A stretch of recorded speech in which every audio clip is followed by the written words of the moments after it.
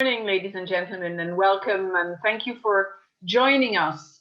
We will give the whole debate a few minutes so that the final participants can join us. So in a couple of minutes, we will kick off, but we just give it the necessary time for everybody to connect.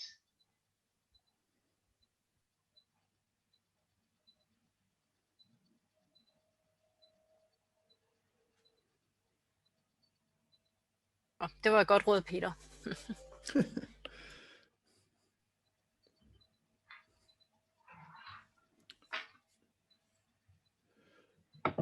Is it okay I keep my microphone on, or do I make noises? Is it okay?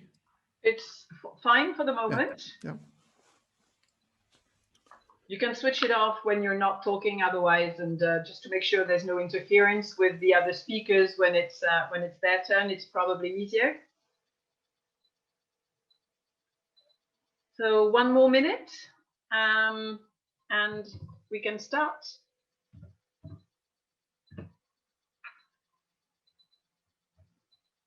Can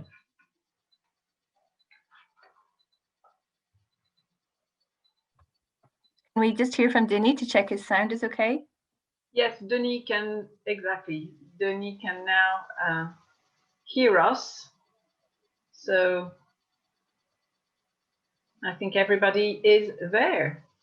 Right, well, let's not delay any further. I think it's only fair to those who are there on time, and I'm sure everybody else will pick up as we go. So good morning to you all, and thank you for joining us. Welcome to this second ELV debate organized by the European Livestock Voice. And we will today talk about animal welfare labeling. Now, it's a long acknowledged requirement for farmers and consumers, for NGOs and regulatory bodies, governments, that animal welfare is absolutely essential. It is a topic that is more and more in the news, that is more and more in discussion, and it has led to a flurry of labels, standards, and requirements throughout the EU. Sometimes these labels and standards are self-regulatory. They're created by the producers. Sometimes they are created by retailers. On other occasions, they're generated by lawmakers, regulators, or by NGOs. It has become a little difficult to find your way and to acknowledge the best labels, the ones that are truly reliable, and so on. But at the same time, while those labels were created, have they really had an impact on actual animal welfare and on consumer confidence? These are some of the aspects we will discuss together with our panel of experts. And I'm delighted to welcome today 4 expert speakers. Denis Simonin, who's a senior expert on animal welfare at Directorate General Health and Food Safety of the European Commission. Welcome, Denis. Denis has some connection issues, so we may not be able to see him, but we will hear him, which is the most important thing. Inês Ajuda. Inês is a program leader for farmed animals at the Eurogroup for Animals. Hello, Inês. Peter Sandøe, who's a professor of bioethics and leading researcher in market-driven animal welfare for the University of Copenhagen. Hello, Peter. And Trine Vig Tamstorf, who's in charge, good practice though, doesn't show, who's in charge of food and animal health policy at the Danish Agriculture and Food Council, but today she is representing the European Livestock and Meat Trades Union. Yes. Welcome to you all. Thank you. Now, to get us into the debate and into this discussion, I would like to ask each of you to give us, first of all, a short introduction about how you perceive the topic of animal labeling, animal welfare labeling from your point of view, or from the point of view of your organization, how you think animal welfare labeling has or can impact actual animal welfare. And I would like to start maybe with you, Denis, to give us the regulatory side of things from the Commission.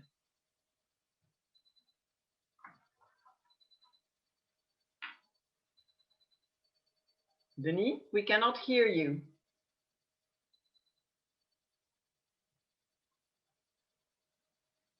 We cannot hear you and your image is frozen.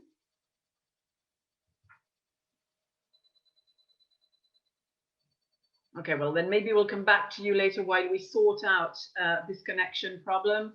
Maybe it's best if you cut your camera and join us only through the sound system. Okay, well I'll let you sort that out. Maybe maybe our colleagues in the background can help. And I'll move directly to you, Inês, then, if you can give us your views on the issue of animal welfare labeling. Will you share the slides? Or yes. Thank yes. you. Slides for us. Well, I can start, and whilst you are sharing it. So I was thinking about, these 5 minutes and how I can really take people through my perspective and the perspective of Eurogroup for Animals.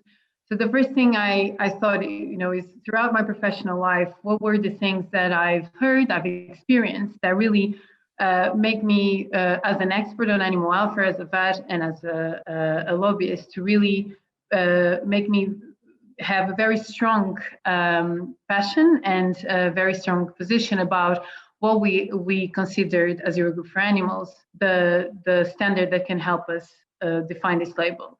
So when I was practicing as a dairy vet and researching animal welfare indicators, when I looked at research, one of the key things that was coming up always was that a framework is needed to help the progression on animal welfare at farm level. So it's not just about, and I experienced that, it's not just about going to the farmers that we work with and say, you need to improve the level of animal welfare in your farm, or you need to restrict less the movement of your animals. It's actually giving them straight, a transparent criteria about how many meters an animal requires, what does it exactly mean, and then that will provide that framework to enable a farmer to progress. At the same time, of course, the farmers will turn to me and go like, yes, Inês, that's really good. But if I can't show the improvements I'm making at the farm level, I really can't show this extra value I'm putting into the product.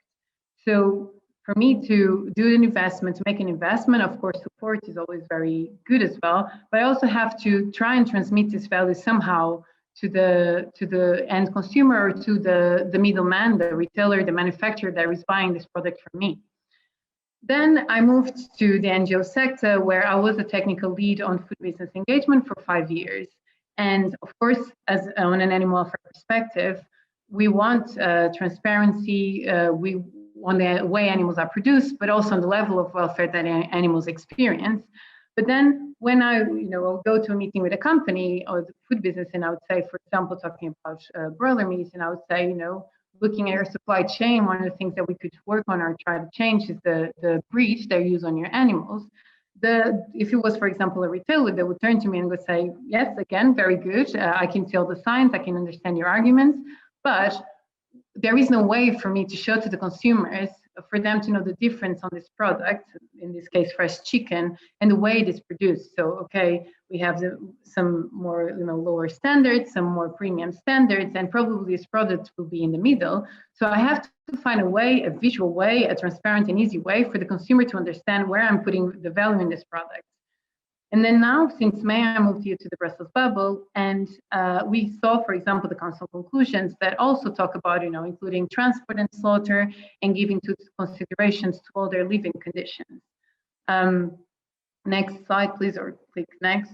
So we can see that there is a lot of different words, but there is a possibility to look at all the stakeholders and all the challenges that they present, to try and find a way that to answer those challenges, to answer those concerns, and also to help to improve. So we, as Eurogroup, we advocate for a method of production plus, which in the wording needs some clarification. But what it means is that it should meet, we should have a standard on labeling that meets three key things: that is transparent, that is progressive, and that is fair. In terms of transparency, we have to provide, a framework, a way that helps the end consumer and also the supply chain to categorize the products and really compare them with each other. Then we have to find a factual and objective way of doing that characterization. And the basis of it, which we already experienced for eggs, should be the method of production. It's a standard way of really demonstrating where and how to categorize the different production systems. Then it should be progressive. It should allow for progression. It should do what it's meant to do, which is improving animal welfare, as Florence pointed out rightly. So it needs to be multi-tiered. It needs to allow for that framework of progression to increase the welfare level, but also to enable farmers to give more value to the products and to enable the middle supply chain to really sell that product and explain that product to the consumer. And finally, it needs to be fair. Of course, you can go through a phases of kind of somehow a voluntary label, but in the end, it needs to be mandatory. All of the sectors need to be subjected to the same category, to the same demands, to the same baseline, to the same framework. And this also includes that no sector stands out alone, and all species are eventually integrated in this framework. And finally, we need to be fair also to have that judgment whether this labeling is working, whether the method of production is actually delivering the level of welfare that we are expecting. And for that, some animal welfare measures need to be selected to be able to monitor that and demonstrate that. And that's us. Thank you very much. Thank you for being clear and timely. So that's a great start. Now let's try again to connect to Denis. Denis, are you there? I feel like it's going to be one knock for yes and two knocks for no. A bit like conjuring ghosts or something. Denis. Okay, I can't see or hear Denis. So let's continue. And I will turn to you, Trine. Today you're here representing the meat sector. So how do you, from your point of view, perceive animal labeling in terms of improvement of animal welfare and of consumer confidence? Yes, thank you, Florence, and thank you for the opportunity to participate in this important debate, and also that you make this debate because it's an issue that we must discuss in a broad range of stakeholders. First, I would like to make it clear that animal welfare is of high priority for the farmers, and it is an important aspect of social sustainability for the farmers today. So, but one of the big challenges for the farmers today is how to cover the investments of investing in animal welfare, because the cost of investments today are not covered by the return on the market. So a lot of farmers are really trying to work with better animal welfare, investing in better systems and doing improvements, but they don't really get the return on the market that they really need to realize many of these ideas and projects. And animal welfare labeling can be a way to promote and help front-runner farmers to actually achieve some of these goals and aims. So it's a good way to share the cost of investments. But if it are to be successful, it really requires that a broad range of stakeholders are behind such label. It's not something that the farmers can drive from themselves. It really requires that NGOs, retailers, food processing companies really support and engage in an animal welfare labeling to be successful. And it's not enough to make a label. We also need to strengthen communication about it, so it really gets into the consumer and citizens' mind that they can actually play a role in this, because they really can. The consumers and citizens can really set the agenda if they want to. So what is important is that we have a broad range of stakeholders behind it, and also that we have a constructive dialogue, that improvements are made step by step. So we have to make this in a realistic manner. Of course, we can invent a Ferrari label, but then it will only benefit a few animals. So how do we build a label which will actually benefit a lot of animals in the EU, and not only those on first class production, so to speak, and enable all consumers to have the money to pay for it, because we must also admit that the citizens' budget for food is low in Europe. So we need to find a level where all consumers can contribute to it. And then I would say from USCBV, what is our concern is that animal welfare is only one element of sustainability. And what we would like to see is a label that covers sustainability in a broader context, where we take into account the environmental and the social aspects.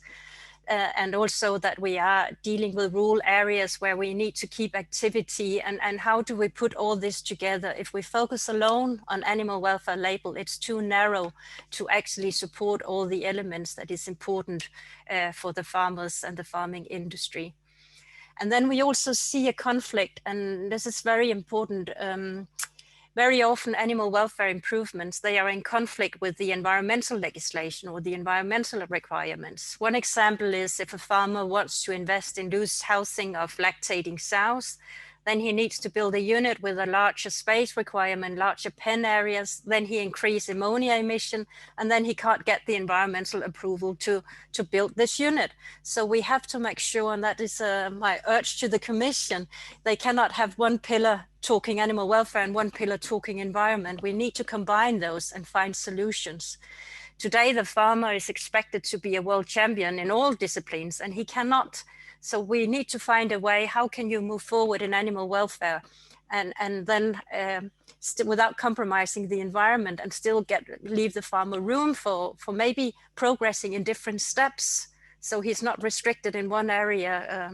Yeah, that's a big barrier as we see it. That was all from me. Thank you. Thank you, Trine. Thank you for setting the scene. It would be nice to have Denis now to continue this this broad presentation of the various points of view. Denis, can you hear me? You probably can, but we cannot hear you. If we could have you at least on sound. While we're waiting for Denis, a little comment to all our participants. We will give you time for a Q&A at the end, as much as possible. But please do not use the chat system for Q&A. Use the Q&A option, but not the chat system, okay? Because that will not be taken into account. So if you want your question to appear, please use that. Now I'm just checking if I have news. No? Okay, then we'll turn to you, Peter. And it's I'm sure going to be very interesting to hear the more ethical aspect of things in terms of animal welfare labeling. Sorry, I'm not here as an ethicist today. I'm actually here as a scientist. I was trained in ethics, fine. but I do social science these days, and I'm going to talk from a more social science perspective about the phenomenon we are talking about. Could I please have the slides? I'm a professor of bioethics, but I actually run a research group with some very smart economists and sociologists who study the phenomenon we are talking about today, market-driven animal welfare. And I think it's important to notice from the start that there has been an important shift in Europe. Going back to 1965 with the Bramble Committee, there was this idea we will legislate. We will put minimal requirements that put a level of animal welfare that actually gives every animal what is deserved. That led to competition between countries. Then the EU Commission came in and started doing directives. But that process stopped around 15 years ago. And I think the latest directive they put up was the broiler directive. There are a lot of areas that are still not covered by EU legislation. For example, dairy cattle, only calves, not cattle. And a lot of legislation is not finished. I mean, the pig legislation is very rudimentary, to say the least of it. So, and we know from all sorts of opinion polls that a lot of European people think that the current level is not good enough. And I must say, in certain areas, I share that myself as an informed citizen. In a lot of areas, the level of welfare guaranteed by EU or national legislation is not sufficient. And that has led to the movement to put up labels. Here is, I think, the most so far and most successful and important label, the Better Leven from the Netherlands. And the idea of a label is that you made it a selling point. So when you go into a shop, then you can buy it, and then it's linked to the idea that farmers get a premium. So there's actually a way of reimbursing the farmers. And often there's a system of certification schemes also put in place. So you have this bundle of things that, and the discussion is how successful is that? And the answer to that really depends on the species and the kinds of systems set around it. Next slide, please. And I want to point out that there are two very different forms of doing that. One form is you go into a shop and then you can choose between bad welfare, medium welfare, and super welfare. And we know with that kind of system, for some of the basic products like dairy products and eggs, you can get up to 50% in countries, in some of the Nordic countries. But if you go to the more expensive products like meat, you only get a coverage about 10%. In Denmark, pork, for example, is only about 10% of pork that's sold with a label, and maybe you can get to 15, but not much further than that. And then there's the other development, which in my view has much more to say for it. That is that you don't give consumers a choice. Actually, some shops decide when you walk into this shop, sorry, that you can only buy stuff that has a certain quality. And if shops go together, they can actually join together and together change the agenda. And I'm going to show that by a piece of social science research we have done. So next slide, please. We have developed a tool, and this is a very long story. I'm going to make super short. We've developed tools where we actually can measure how much welfare do you get in a certain country. So we have experts who take all the sort of things you can give to pigs or poultry, whatever is, how much space, how much per enrichment, and then they score the relative value of that and give them different weights. And then you can take all the market shares, imports and exports, and then you can do a total picture of a country of what do they actually achieve in terms of animal welfare. I think we are the first to have done this, so I'm very proud of it. Of course, you can always discuss methodology, but I'm going to show the first slide about pigs so you can see the picture of what comes out when you try to do that. Next slide, please. Here we have a comparison between EU legislation, Denmark, Sweden, Germany, Netherlands, and the United Kingdom. I'll just focus on the three of countries, Denmark, Sweden, and the Netherlands. And the blue bars is sort of the level you get through the production. There you can see Sweden stands out. The reason why Sweden stands out is they actually have a very high level of animal welfare legislation. They, for example, for pigs have loose house sows, 100%, unlike the other countries. They have straw provision, they have more space, they ban an effective ban on tail docking and things like that. And then you have countries like Denmark and the Netherlands, which are massive pig producers. Denmark export about 90% of our production. And then you can see, of course, you just compare production, then Denmark and Netherlands do much less well than Sweden. But then if you see the Swedish, the yellow bar or the orange bar, that's what they consume, because what happens in a country like Sweden is that then they import a lot of Danish or Polish or Dutch pork because the prices of the local production is higher. And so that means that they end up having a lower level in what they consume, whereas countries like Denmark and particularly Holland have a higher level than what they produce because all the labeled stuff actually is sold at the home market. But still, if you look at it from the point of view of the pigs, then the Swedes seems to be a superior system. And that's partly because all the pork labeling is, as I told, something where you get a maximum coverage, about 10% for welfare labels. But I have a different and much more important and interesting story. That's about broilers. Next slide, please. Because with broilers, we have seen what I called the CSR-driven. The Dutch stories you may know.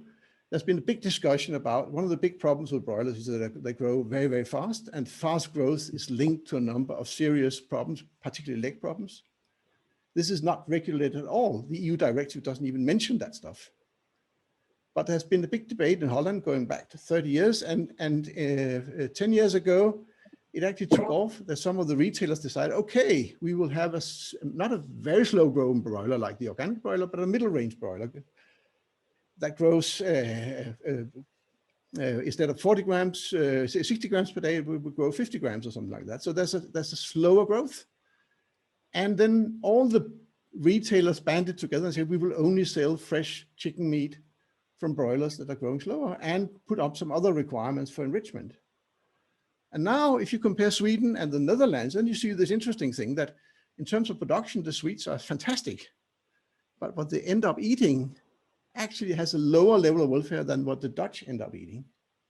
And I think that's a very encouraging story, actually showing that market-driven welfare is not just window dressing, it can actually make a difference on the ground. Why has it been so successful in Holland? I think there are three reasons. Firstly, they've agreed, they don't have infighting. In Denmark, we have labels and people disagree and then it all more or less falls apart. Secondly, they have a product that is rather basic so that it will not sort of consumers, in essence, these new products cost about 25% more to produce, but at the end price, it doesn't matter much for consumers. Still, broiler chicken is pretty cheap food. And then they don't give the consumers a choice. And that's the last thing. They may sound very illiberal and communist, what I'm saying now, but we have a big segment of consumers. We have consumers who care, but we have, when we do these surveys about opinions, and we have about a third of consumers, they can't be bothered. It's not that they don't care about animal welfare, but when they can't really be bothered to act on it. But if they're not given a choice, they will do the right thing. So I think it's important that some other stakeholders, apart from farmers and consumers, take responsibility. That's what they've done in the Netherlands in terms of the retailers. And I think the retail sector, the food catering sector and others actually must play a bigger role, because in that way we can achieve marvelous things. So just an example from the real world, that we can achieve the goal of getting much higher welfare without needing legislation and the problems it gives about unfair competition. Thank you very much. These were my words. Thank you, Peter. So I hope we now have Denis on the line. Denis? Yes, can you hear me? Good. Yes, we can hear you loud and clear. So instead of this exchange, you will conclude it. So what's the view from the regulatory side and from the Commission in terms of animal welfare labeling? Well, at the moment, it's a bit difficult to tell you, to give you a straightforward reply, because I think that the subject is still under brewing, let's say. Okay, there is a lot of raw materials put in the brewer, but the final product is not yet produced, and there is no clear. I mean, there is a lot of, let's say, the subject has been a lot discussed at the EU level. Council in particular has provided some conclusion on animal welfare labeling. There have been a lot of debate. There is a lot of initiative at the EU level, but at the moment there is no really straightforward decision. And I think this will be one of the challenges of the farm to fork strategy. You know that the farm to fork strategy has they have stated that the Commission will consider option for animal welfare labeling. So at the moment, it's still considered as a possible option, keeping in mind that there is a broader picture about labeling, because one of the challenges that has been also part of the farm to fork strategy is to design a food sustainable labeling, so which possibly integrate other dimensions like the nutrient profile, environmental issues. So the animal welfare could be also part of this overall framework. So that's why I'm it's a bit delicate for me to give you a straightforward reply on this. Okay, thank you, Denis. Now let's go to into the heart of the debate, because we've heard all of you give your side of the story. I think there are a few, definitely a few commonalities in some of the arguments that you have shared. In particular, the fact that if anything is going to be efficient, it has to bring together all the stakeholders around the table, and all the stakeholders have to not only take part, but try and agree, which is not always easy, but at least if they all sit around the table, there's a pretty good chance. Now, to all four of you, the same question to dig a bit deeper. Animal welfare standards in the EU are pretty high. We know that. We're probably amongst the leading parts of the world in terms of animal welfare standards. Clearly, things can always be improved, but you know the basis is there. But animal welfare can, or probably does, mean something different depending on who we talk to. I'm sure if I ask all four of you for your definition of animal welfare, I'm going to get at least slightly different answer. So clearly we know that animals are sentient beings. We know that that's been proven scientifically. But don't we tend to look at animal welfare more in terms of human values and on the basis of human criteria?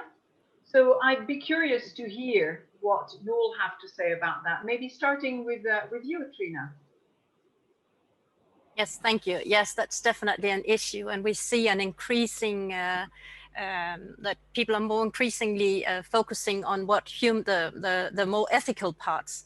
And to us, we think it's really important. It's not new to farmers that animals are sentient beings, and it's something we have worked with for many years. But we think it's very important that we, in the future discussion, are very clear about when are we talking animal welfare and when are we talking animal ethics. And if we are talking animal welfare labeling, we really have to make sure that what we put into such a label is really elements that improve animal welfare from a scientific-based view and not from what we as human things might be nice for the animals. So it's just, I think it's really important in the debate that it's very clear when we are discussing one or another. Peter, Trine clearly mentioned the word ethics, so I know you're not here as an ethicist today, but it might still be interesting. Once an ethicist, always an ethicist, I suppose. So I'm sure you have a view on that.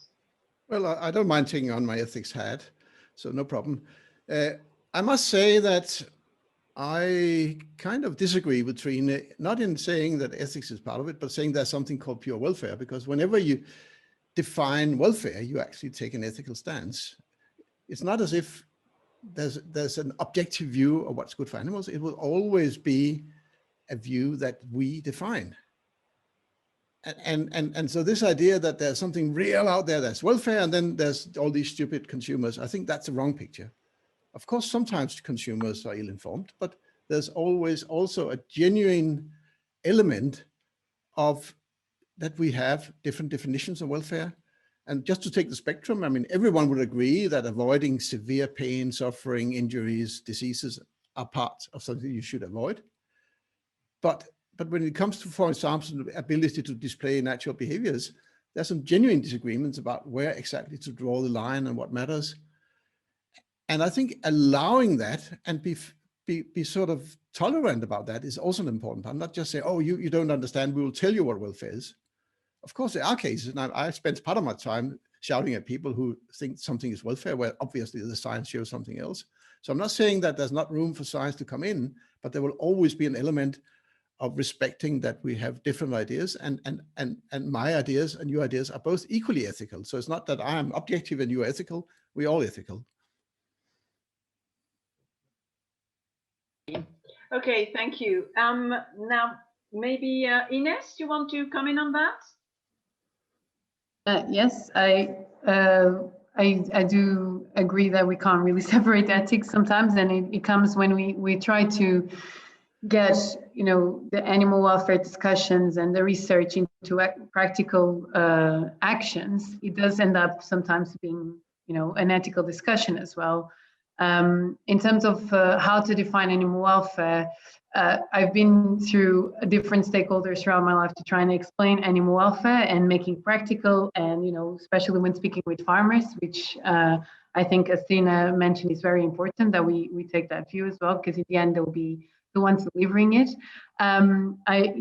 We talk about animal welfare, and as a vet as well, animal welfare being based on kind of 3 components. So animal health, definitely important, physical well-being, but then the sentience, the mental well-being should also be considered. And finally, that part of the ability to express, the natural or appropriate or whatever we want to call them behaviors, it's also very important. And they're all interlinked, and there's no way of defining animal welfare through just one of these pillars, but throughout the 3 different ones. Denis, what is the definition from the Commission side, and how, what criteria do you use? Do you also use human criteria? Do you use the 3 pillars that Inês just mentioned? Can you enlighten us on that?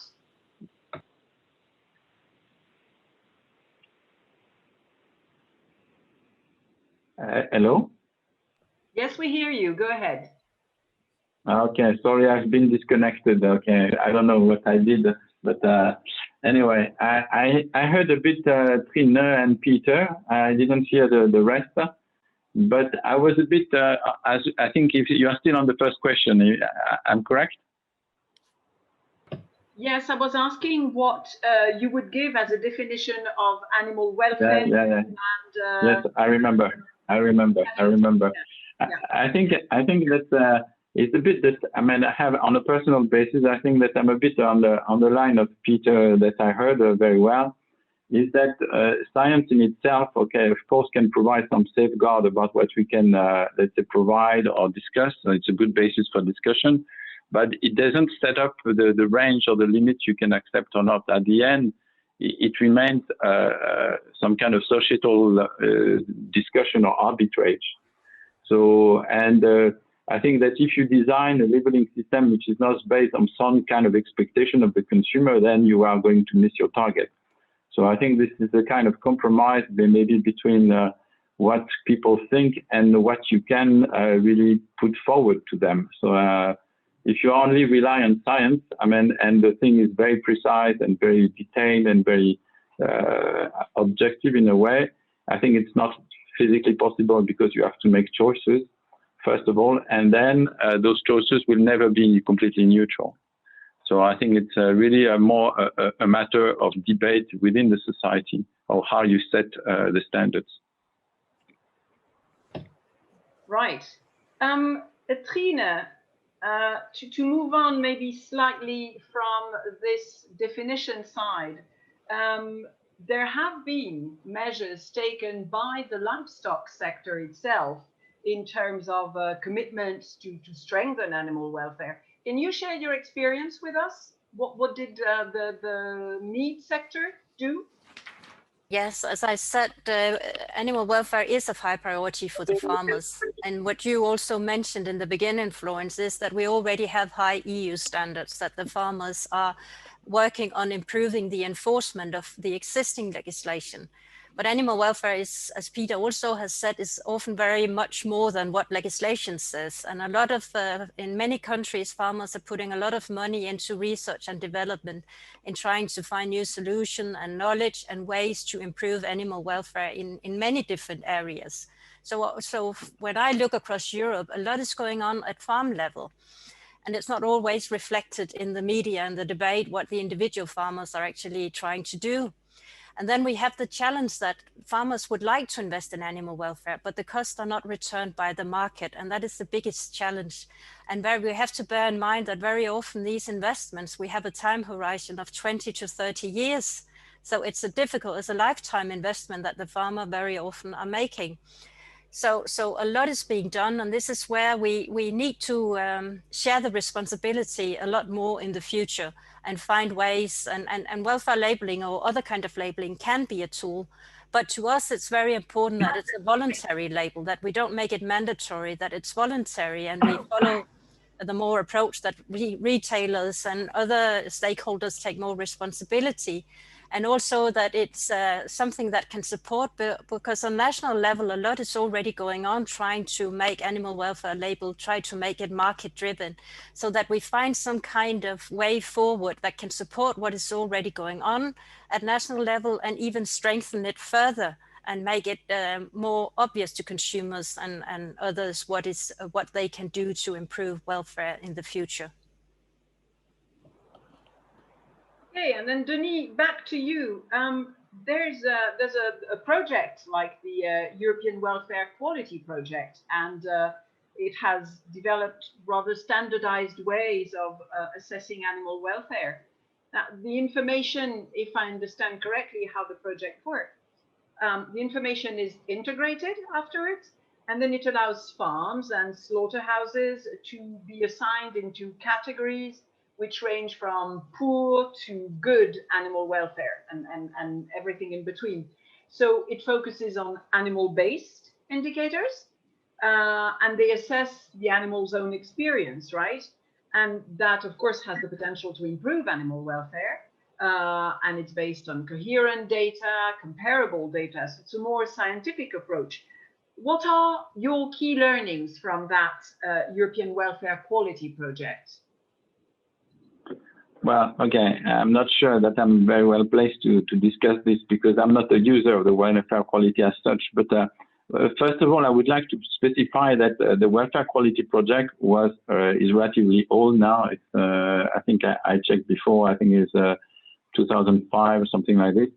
And it has been also, continued by another project, which is called AWIN project.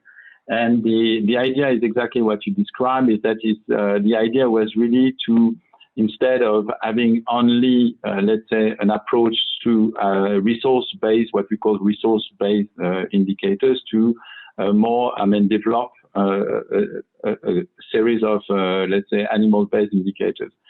I think, and then there was an integration system. I think it's important to underline this was a research-based project because, of course, it fits that, let's say, the debate. But I don't think that's the debate. For me, what was the interest of it is that, okay, it creates the possibility of debate about animal-based indicators. But my experience, and again, I'm not talking about the Commission, but on my personal experience, having to debate this animal-based indicator on a practical ground for legislation, I think there is no simple solution about animal-based or resource-based indicators. It means that in some cases, animal-based indicators are indeed more interesting because they are outside the condition. They can work whatever the outside condition, whatever climate, whatever region, because it's centered on the animals. But on some cases, it's much more complicated to collect and to interpret. In particular, it needs really assessors that are very well trained and so on. So animal-based and resource-based indicators, in my view, are more complementary approaches that are needed rather than just a single approach. I think it has been useful in a way that it has triggered debates and shows that there are different approaches on how you can measure the welfare of animals. But it needs as such, it again, the improvement of animal welfare is not about defining a methodology on how you measure, because it's a bit like a car looking at the train. Okay, it's just looking at it. Now, the choice, what is improving animal welfare is what range you define, where you want to go. So whatever it's animal-based or whatever it's resource-based, at the end, you always have to define thresholds and limits that are acceptable or not. So at the end, okay, it's interesting approach, but I think it has some limitation. Plus, the other thing is the question of integration of the data. It is clear that because animal welfare is a complex and multi-dimension approach, you have the feed, the water, the health, the freedom of movement, the agonistic behavior. Plenty of things together. The way you want to integrate this is also very complex. And it's true that animal welfare label, this is one of the debate. In fact, the different schemes have different ways to integrate the different things. And in my view, okay, there is no simple solution. Again, I think that the welfare quality has been not so well perceived by some people because it was very complex. And again, I think that the issue of the scientific approach is sometimes you have, if you want to having a practical way of implementing things, you have to make them, simplified and to make them operational. So I think that it has been very useful. It has really bringing, I think, a lot, and I think it will be interesting to ask for more for farmers. They have been implementing this. How it has been some kind of useful for them. But for us, I think it's just an indication. This is just a starting point, I would say. Peter, I see you want to add something to that particular question. To add what you said, you made it sound as if welfare qualities has been sort of put into use. That's not the case.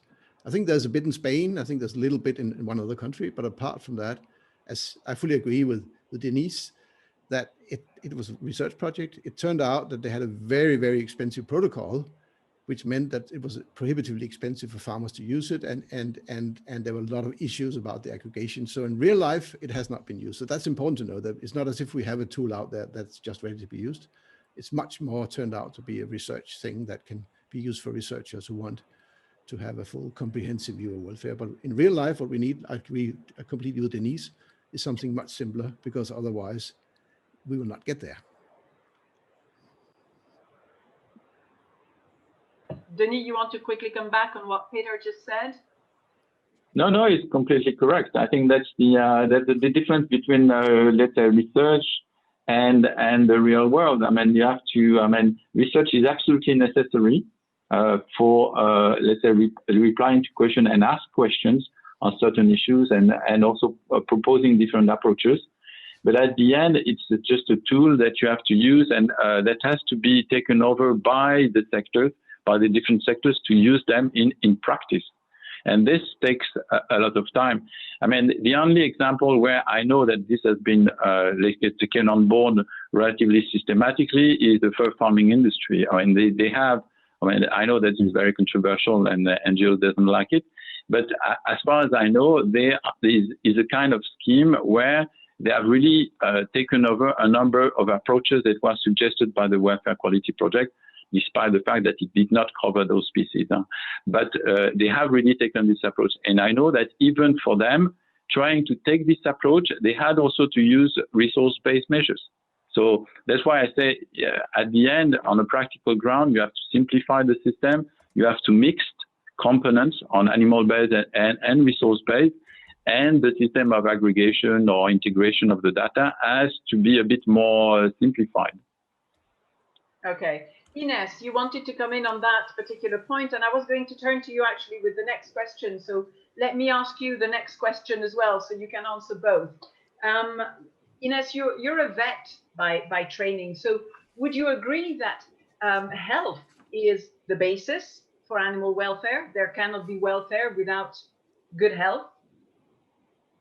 So first on the welfare quality project, and I worked on the sister project, which is the animal welfare indicators, which was for other species. And one, to make this a little bit more into the kind of the real application of it, there are several companies that are using pieces of the animal welfare quality in their supply chains, and how they are assessing the supply chains, and how they're eventually getting to certification. And for example, the dairy sector in Spain is using the full certification with animal welfare quality, and Finland, Peter, that was the other country as well. Okay, sorry. But so I think exactly, it's a tool that provides a lot of the basis that is needed, but then the other thing that happens, that's why resource-based indicators start to be inserted, is that companies, thanks to animal welfare movement, thanks to their own CSR departments, they commit to things in resource-based, such as, for example, cage-free. And tools such as animal welfare quality don't monitor that per se, don't collect that information. So they need to add that collection of information to be able to communicate about it. So that's one of the main reasons why it's usually a mix, instead of just being using a straight tool from the toolbox. On the health front, yes, I do. I would say that physical health, which I think is what you mean, is one of the key pillars of animal welfare, but not the only one. So as I said before, there are three components: physical well-being is one of them, or health, physical health, then is mental well-being. Then there is the opportunity to express natural or at least appropriate behaviors. And they are all interlinked. So one can't live with the other. And you know, just to give an example of how these are interlinked is, for example, when we do research on a specific feature of a protection system, such as close confinement, for example, we know if we start seeing stress levels going up, you know, the cortisol in the blood, we know that automatically that's one of the main enemies to have a healthy immune system. So here is a perfect good example that an animal that is not able to perform all the behaviors that is expected for the species to perform, that has, you know, that mental well-being, so the stress is compromised, and then this connects to their physical health as well.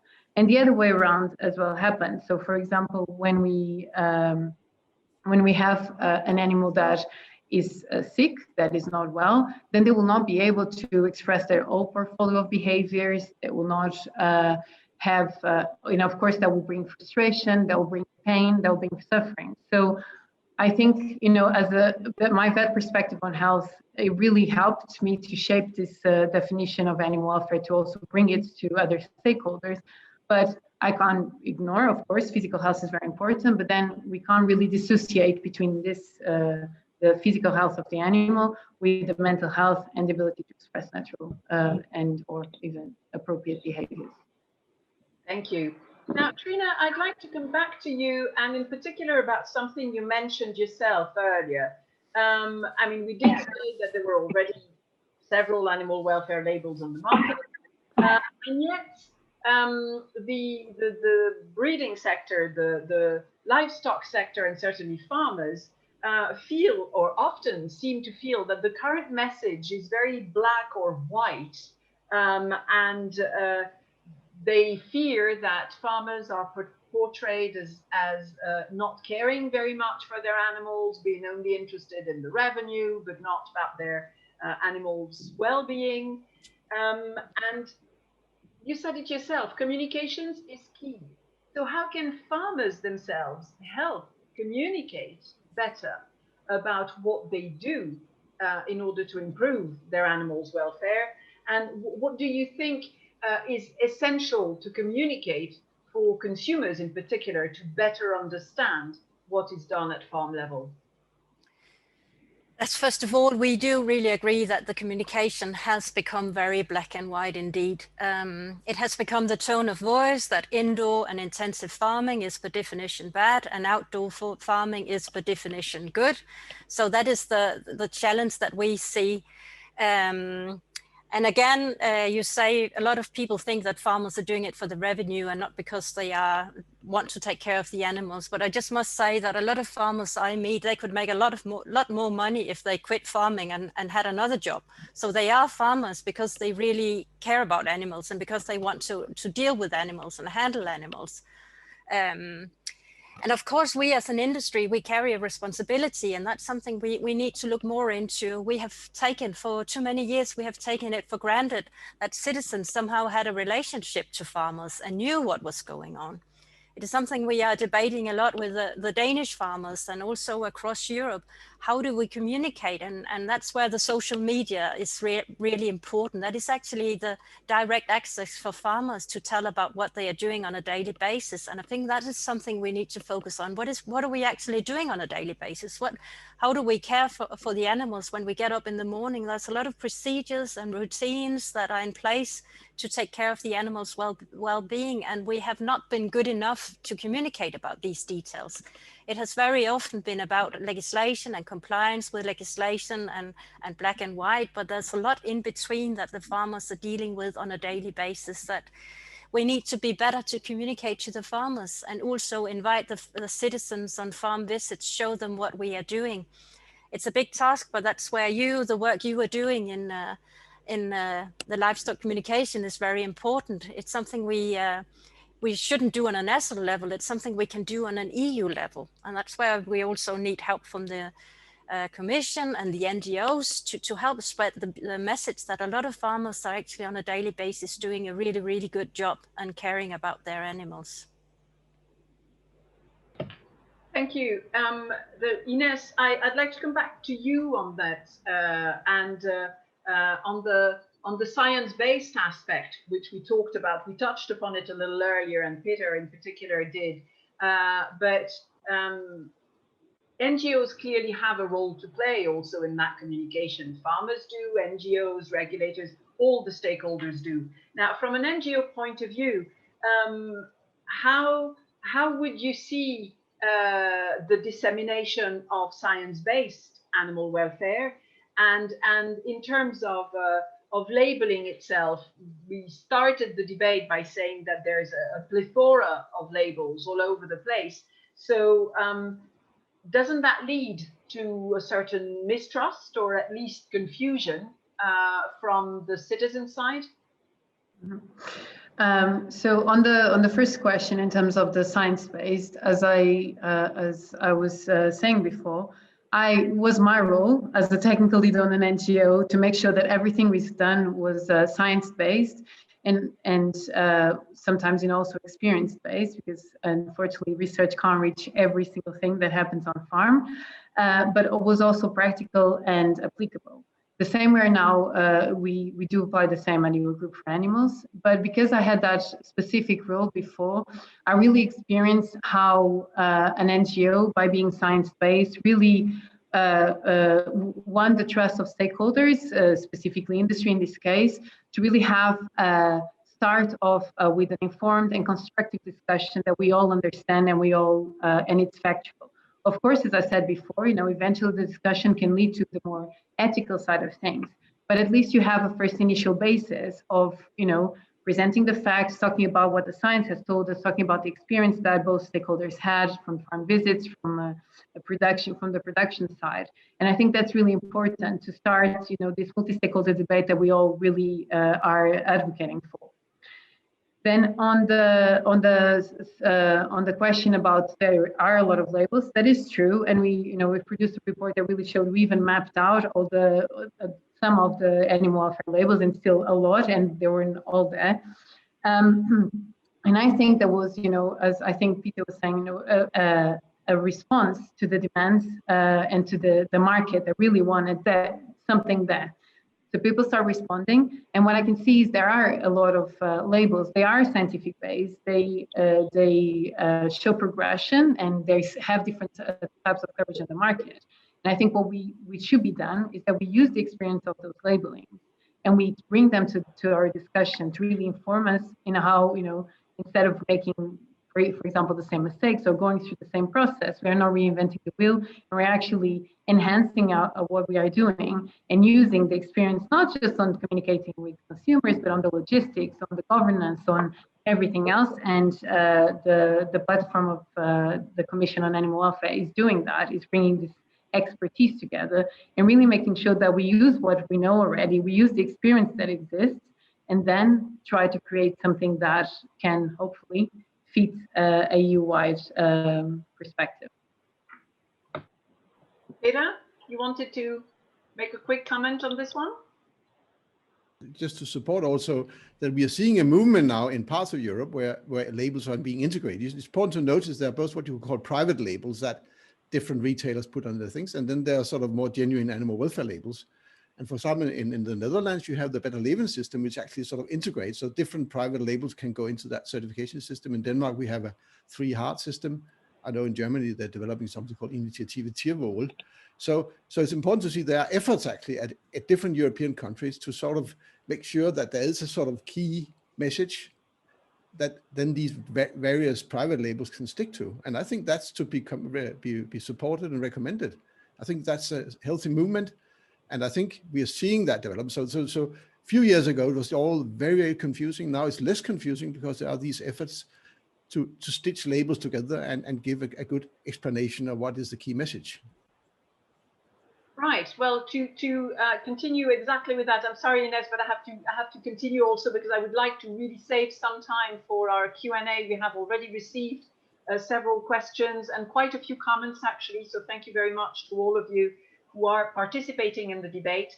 I'd like to turn to Denis actually, and Denis, talking about this flurry of labels all over the place. Now, if there ever was to be a European animal welfare labeling scheme, and I know you said in the beginning that it's a bit premature to talk about such a possibility, but indeed it is discussed in the Farm to Fork, and things are in the pipeline. So if there was to be such a European labeling, could it work in parallel with existing schemes, or should some merging be considered, like Peter just referred to?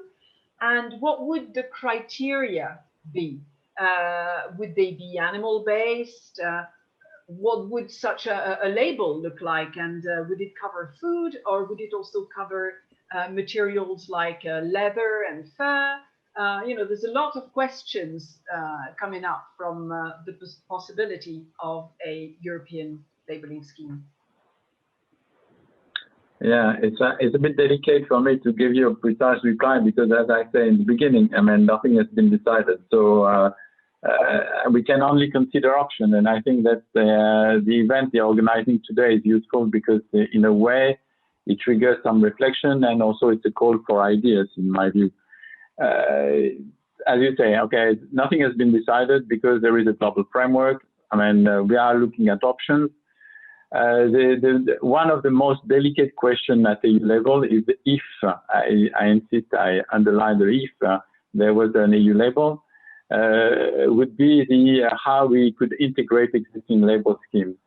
This is not only valid for private schemes or national schemes like the Danish schemes or the German schemes that is starting now, but also for EU existing schemes. I mean, just important to underline that today as well, there are, a system for eggs, that is a marking of eggs that exists, and also there are some marketing standards for poultry meat as well. And there is also an important scheme that exists at the EU level, which is the organic farming scheme. So the open question that still remains is how this whole could fit together, and also the possible future schemes that is under consideration, like the one on sustainability issues. So I don't have any reply for the moment to give you. I think there are two possible, let's say, approaches, in my view, that I'm considering. But of course, this has to be openly discussed.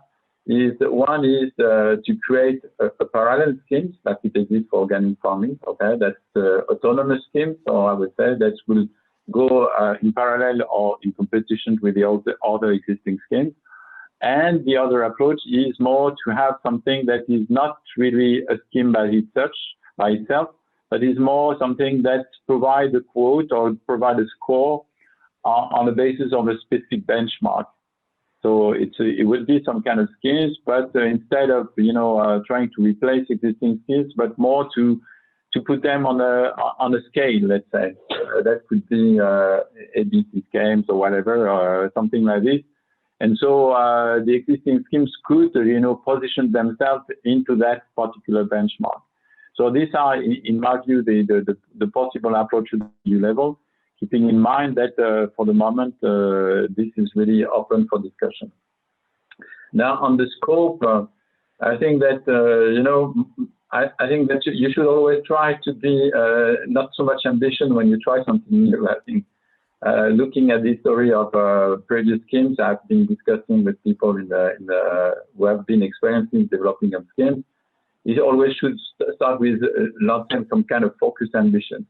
And I think that, of course, extending to other products like feathers or leather or non-food products is something that could be imagined in the future. But I think that for a start, I think the question will not be to extend to whole products, but more to focus on which kind of food we want to focus on. So I think it will have to be modest. And I think that if we have to start, if I look at for example, the German schemes, they are starting just on pigs. I think the Danish did the same. So I think that it's really a matter of how you construct and build your experience. And since we start from scratch for now on animal welfare at the EU level, I think that we'll have to make some choices on what we want to start with. Right. And Peter, to build on what Denis just said, actually, and the scope of such a label, how much do you think consumers would want to know? I mean, would they really want to know about, I don't know, the killing method, for instance, or would they be happy with only knowing about the type of farm the animal were raised on? What is your, that's more from the sociological aspect of your research. There are a lot of things people don't want to hear about, I can promise you. And I think, I mean, the general, I mean, from all the sort of marketing and economic research done, people want positive messages. When you go buy food, you don't want to hear about ulcers and pus and wounds and infections. You want to hear about happy animals jumping around in the field. And I think that's quite natural. I mean, otherwise you would lose your appetite. But I still think people want to know that things are in order. So I think labels will typically have two layers. They will have the surface layer. These are the stories about the sort of resources provided to the animals. But they certainly also would like to know that there's someone behind the scenes who look after these other things that they don't want to hear about while they buy the food, but still want to be in order.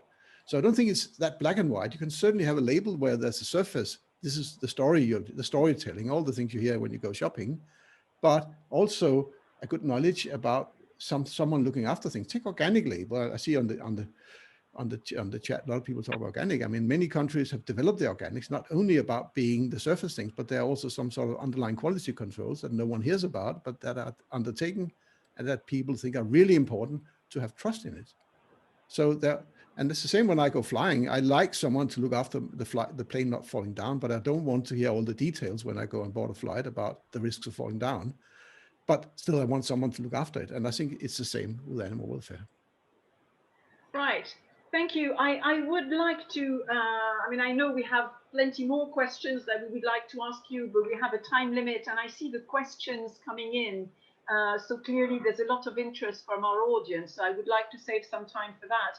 And I'm going to move to question and answers in a couple of minutes. But before that, I think it would be interesting to hear from an industry practitioner, in fact, and I would like to ask Andreas Kindermann, who is the CEO of Volksdorf Leather, and he also happens to be the president of Euro Leather, also known as Cotanz.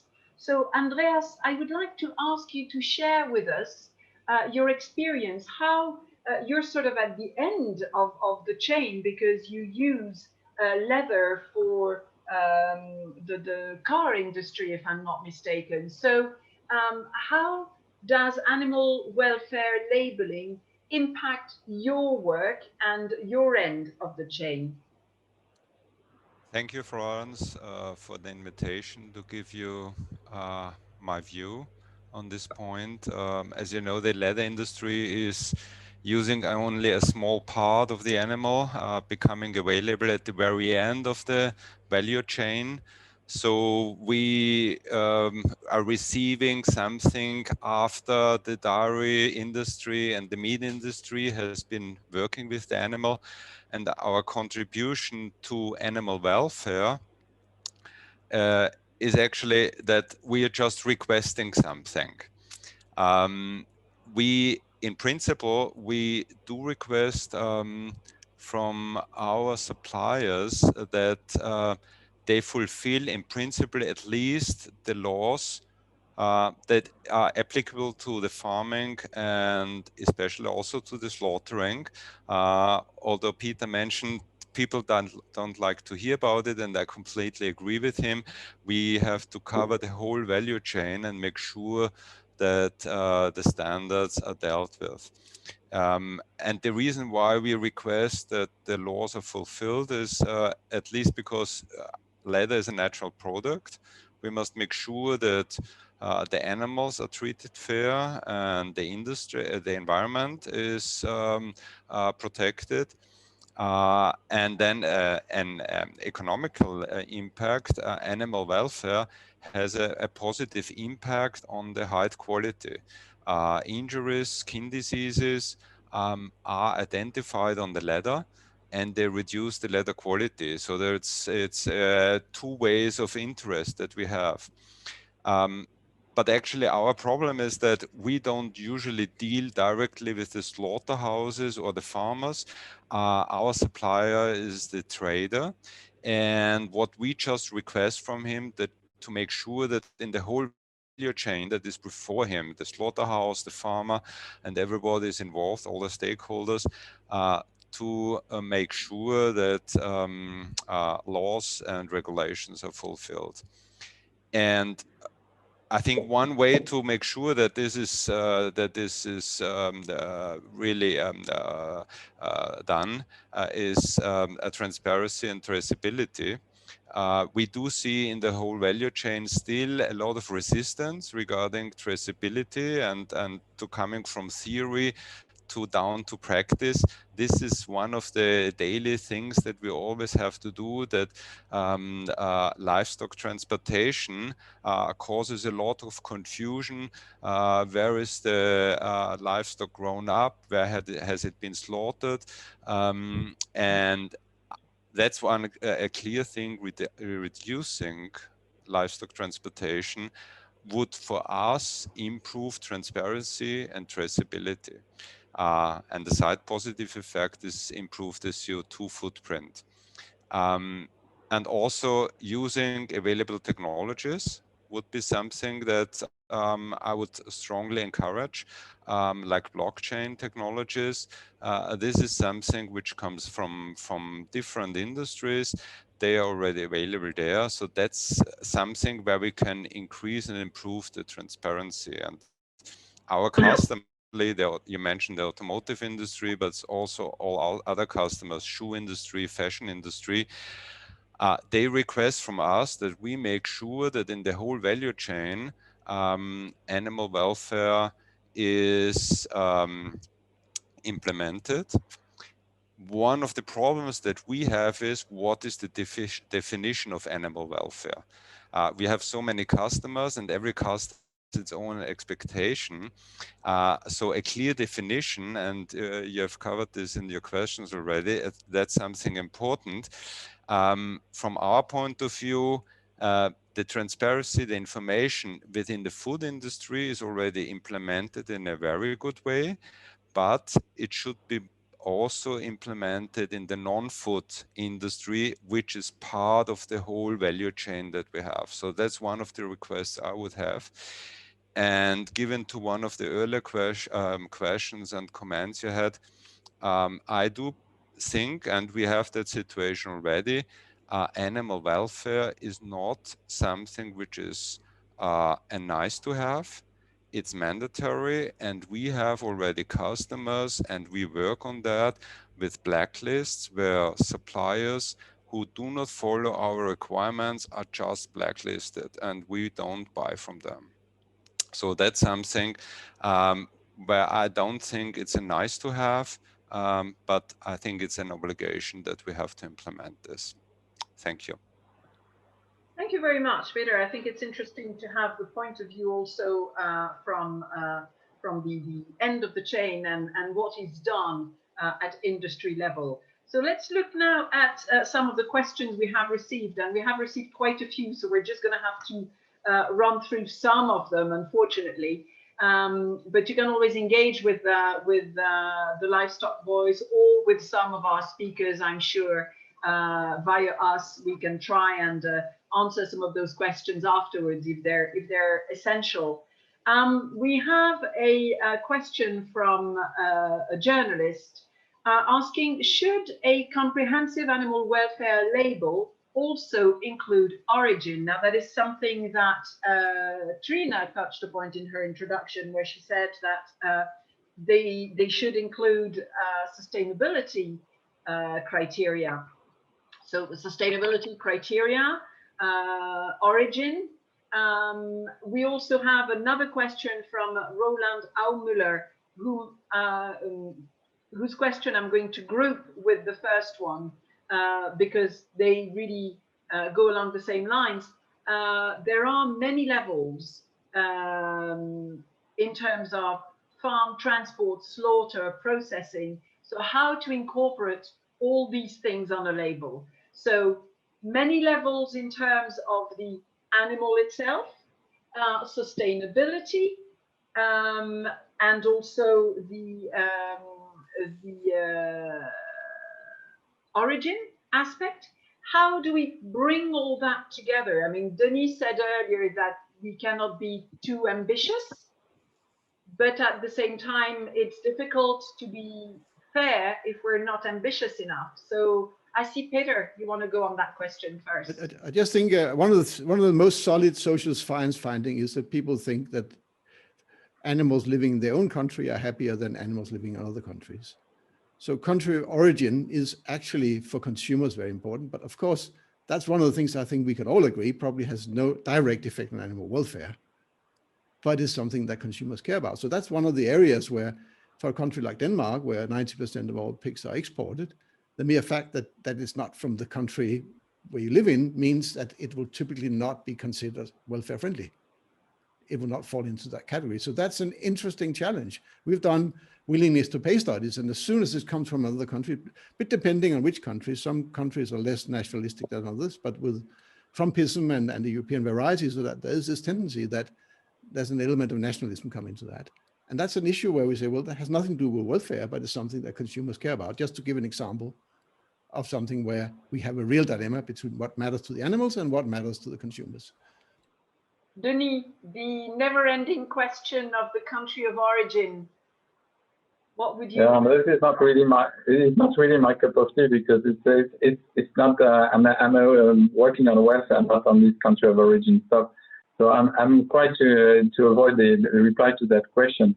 But to reply to the broader question about this integrating other dimensions, I think this is really a policy choice.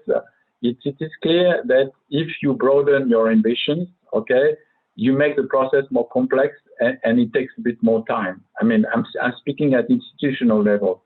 I mean, maybe private actors can design something that is integrated in an easy way, but I'm not sure. But if you bring this at EU level, it's clear that it's a very good program in itself. I mean, as a consumer, I think that I would be very happy to have some kind of consolidated system where it gives me information on welfare, but also on the carbon footprint, on the social responsibility for workers and fair trade and all these things. But it is clear that having such kind of consolidated system, including maybe the region of origin, is likely to be more complex, so it might take a bit more time. But I think this is probably something that will evolve over time. I think that in the long run, this is all what we are probably going to tend for as consumers, I mean. Inês, would you like to add something to this? Because I could see you nodding at some point.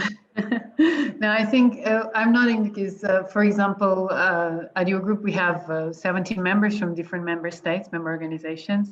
And, you know, one of the things that we discuss about how would this, our vision of for MOP Plus would look like, one of the things that we have to discuss is about, you know, what about those countries that are have legislation, the minimum standard legislation is above the EU legislation. How do we make sure that, you know, that work and that progress is not lost within an agglomeration of private labels, but also agglomeration of all the countries. And for example, one of the conclusions that we got to thinking about Sweden, that is usually highlighted as one that has a little bit higher minimum standards, is that they would benefit, as Peter was explaining as well, they would benefit from also having the origin on pack. But that's probably something that we should allow countries to have the freedom to do in order to also reply to the demand and demonstrate the efforts that they have been achieving without in parallel with doing the animal welfare label or whatever we find a new wide solution. So yeah, so it is very important for some countries. It is very important for certain consumers. So it's something, but definitely, you know, as Peter was saying, I do agree that that is not the ticket to say it's higher animal welfare because it comes from here or from another country. So, yeah. I think in any case, in the case of meat, as far as I know, that the country of origin is already covered anyway. So you know, it's about making sure that everything is. But the other Can I add a comment, Florence, from the industry perspective? Sorry. Yes, of course. I was going to turn to you. I couldn't see you. Okay, good. Yeah. Sure, of course. Go ahead. Because I think that's also where there's two perspectives on this. There's one thing that what we have to bear in mind is that the beauty of the European Union is that we have the free market and that we can trade across countries without barriers. If we introduce a origin in these labels, we will just create a lot of barriers for trade. So I don't think it will be a benefit for the EU as a whole and for consumers at a whole in the future. The second point is we already have legislation, as you said, on fresh meat with a label of origin on fresh meat. So that is in place. But if we are talking label on processed food, label of origin and processed food, it will just become too difficult and expensive for the food processing companies to comply with that, because then they will have to, if they are to make processed food, they will have to label how much is coming from this country and keep logistics and so on. So it's not a realistic scenario to do that when we talk processed food. And then there's also the last element when we talk about sustainability and we look about the transport element.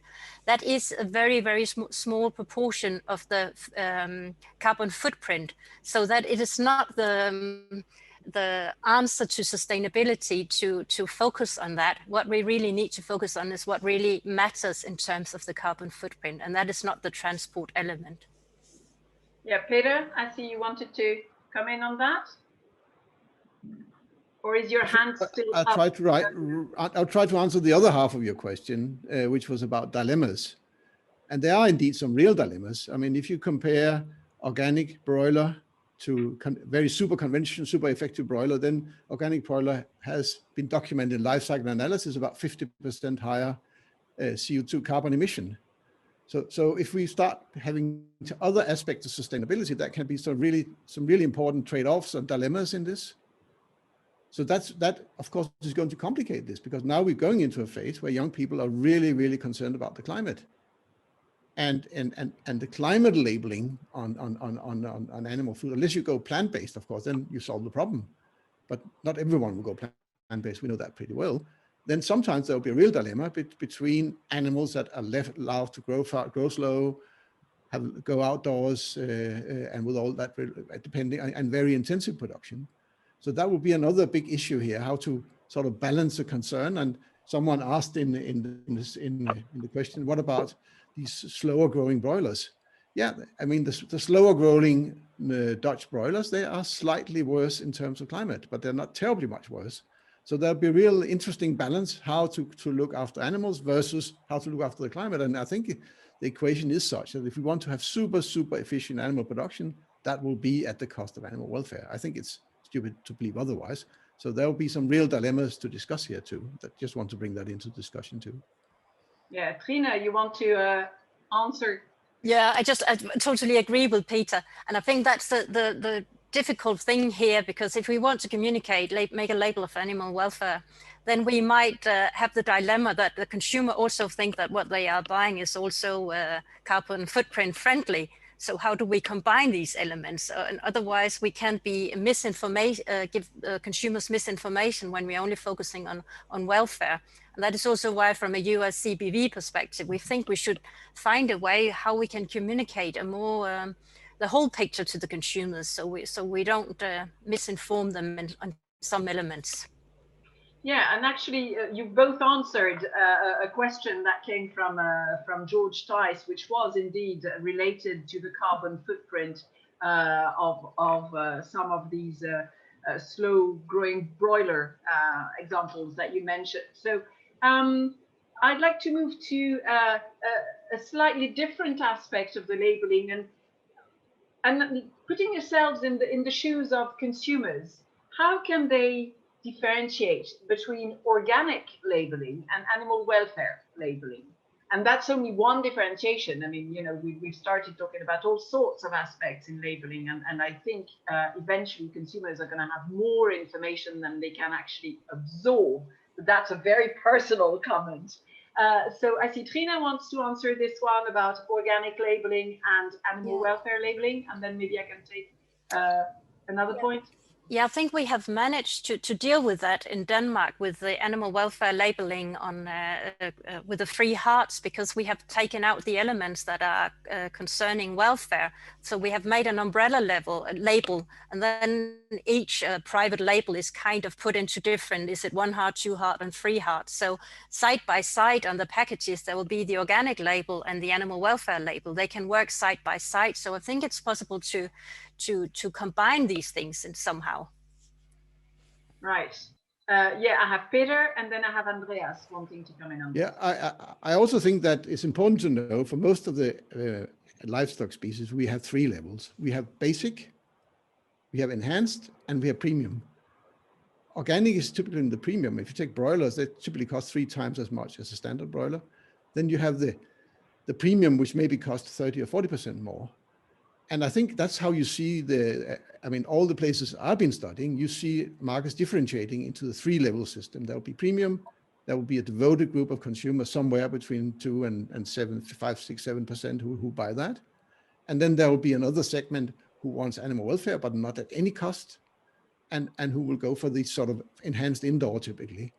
So that's how I see the European market developing and the whole world market developing, that people don't have a difficulty distinguishing, but they can distinguish the price very well. And typically the organic products will be extremely expensive. The only exception is dairy, where the dairy cows are so smart that they can actually become organic without a big cost. So for in dairy sector, it's different, and also for eggs. But if you're talking about meat, then there is a huge price difference between, on one hand, organic and then the standard. And that gives the need for a middle product. So for all the meat sorts, there will still be need for both things, and people will bloody well know the difference. Andreas, you wanted to add a comment on this question? Just from the experience that we have with our customers, is that it's not either or organic or animal welfare. Actually, our customers have a complete sustainable approach where they say, okay, CO2 footprint, animal welfare, worker conditions. So they are looking actually at everything, and maybe there is a conflict between one or the other, but they want to make sure that we take care of everything. So I think that's never something that we can say we are very good on animal welfare, and that's something we have sorted out, but CO2 is something we don't care. I think our customers expect from us that we look at everything. Right. And there's one final question, because we're nearly at the end of our session. And this final question I would like to address both to Inês and to Denis, and to ask you to answer as briefly as possible, although it's a very broad question. But different animals require different ways of breeding and different methods of care. So should there actually be different labels for different animals, for different species? Denis? Well, I think this is more a matter of communication. The fact that species are different. As we said previously, consumer, and I think that Andreas already said that the consumer wants something global. So I think that if you start to differentiate the communication between pigs, poultry, and so on, it would be even more complicated.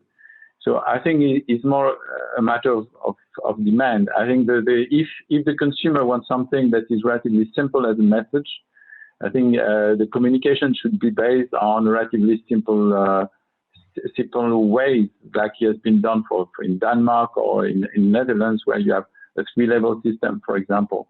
So I don't think that the different species justify the different labels. Of course, the technical standards would be clearly different, but some benchmark and some principles should be common so that it could be easily communicated to consumers. Inês? I agree. I agree with Denis. We have to have a standard approach, and then of course the technical aspects of it will be different because every species has different needs. I think it's hard to standardize, because I've been through the process with different companies, because broilers, pigs, and especially dairy, that has a much longer life cycle, how to fit everything in those levels, it's a challenge. There are some experience already in the market, I've gone through it, but nevertheless, in terms of communication, as also Peter was saying, the example of the plane, which I really liked, we will have to find a way to simply ensure the consumers that it's being taken care of, and then communicate to what level it corresponds. Yes. Right, and one very, very final point, Denis, to give you the final word. We have received several questions and a couple of comments about the need for a pan-European framework, at least, which is, I mean, Inês in her first introductory comments referred to the need for a framework with clear criteria and so on. So is the idea, as we said, it's all very hypothetical still at this stage, but would the idea be more for a framework or for actual clear criteria and guidance? This I cannot reply at that stage. I'm sorry. I mean, it's very, very kind to you to give me the honor of concluding this this webinar, but no, I cannot give you a reply. I mean, I will be wrong in both cases. So I think that, you know, my views, okay, and I'm talking on personal, is that we have to work step by step. I think probably a framework will be probably easier to perform in context of step by step, because then you bring the principle, you create some kind of architecture, some kind of skeleton, and then you can build out on that particular principle. But again, I mean, I'm not a decision maker, okay? There are a lot of people up to me, and this would be up to them to decide that kind of thing.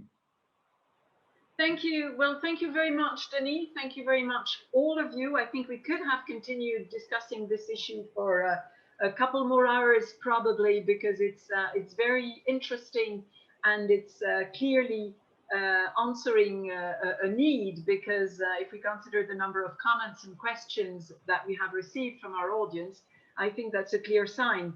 Some of the points we have touched upon are definitely the need for a dialogue and the need for the involvement of all stakeholders. I hope that today's initiative is a starting point for that.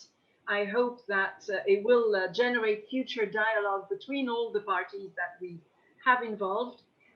In the meantime, thank you very much for joining us, to all of you in the audience, to all our speakers, all 4 speakers, and Andreas for your extra contribution. Thank you very much for being so open and enthusiastic. And to all of you, stay safe and bon appetit, because it is lunchtime. So take care. Bye-bye. Thank you. Bye. Thank you very much. Bye-bye.